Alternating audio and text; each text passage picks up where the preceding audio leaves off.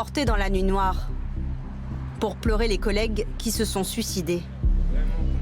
En mars dernier, des policiers ont défilé pour dénoncer leurs conditions de travail qui les mettent dans un état de grande fragilité. Citoyens menacés, policiers en danger, citoyens menacés. Malheureusement, pas grand-chose n'est fait pour endiguer le problème. Donc du coup, les collègues se sentent toujours épuisés, toujours désemparés. Ils ne trouvent plus de solution. On abandonne complètement nos hommes et nos femmes, corvéables à souhait, sur le terrain, en proie à des agressions, des menaces. On a une direction générale de la police nationale qui dit, nous, ce qu'on veut, on ne veut pas chercher de responsables. Et tant qu'on ne cherchera pas de responsables, on pourra compter les morts. Compter les morts, c'est justement ce que fait sur son site l'association des policiers en colère. Elle dénombre déjà 29 suicides depuis le début de l'année. 22, 23, 24.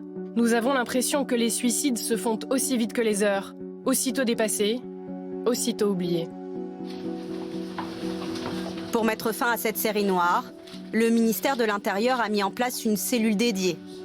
Christophe Castaner entend briser la honte et le silence pour que ces suicides ne soient plus une fatalité.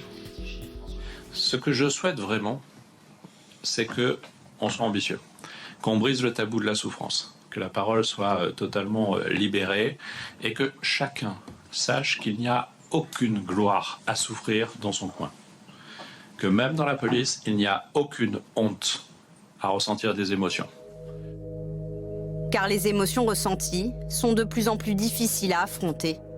C'est ce que confie ce policier bordelais. Le problème, c'est qu'aujourd'hui, en tant que policier, on est confronté à trois choses. La violence, la misère et la mort.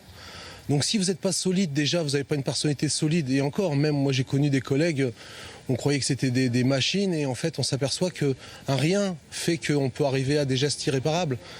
Tiens, ils sont là-haut. Ils sont là. Ils tirent de cette tour-là. Selon les syndicats, les policiers sont fragilisés par des horaires à rallonge, des nuits blanches.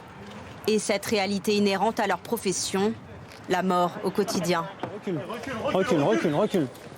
Passer quelques heures près d'un cadavre en attendant les pompiers, c'est traumatisant. Annoncer la mort, c'est traumatisant.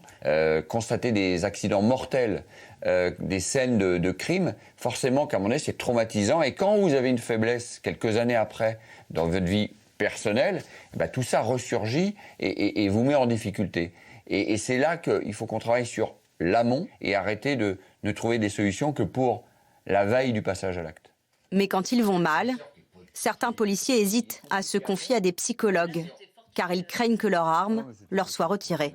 Aujourd'hui, le policier, il n'ose pas parler de ses problèmes parce qu'il a peur que ça soit perçu par ses collègues et sa hiérarchie comme un aveu de faiblesse. Et qu'on soit commissaire ou gardien de la paix, on a le droit d'avoir des moments de faiblesse. C'est pas parce qu'on n'a pas son arme qu'on est diminué, qu'on n'est pas un super flic et qu'on remet en cause toute sa carrière. Donc il faut changer ce rapport à l'arme. Plus de la moitié des policiers qui se suicident le font avec leur arme de service.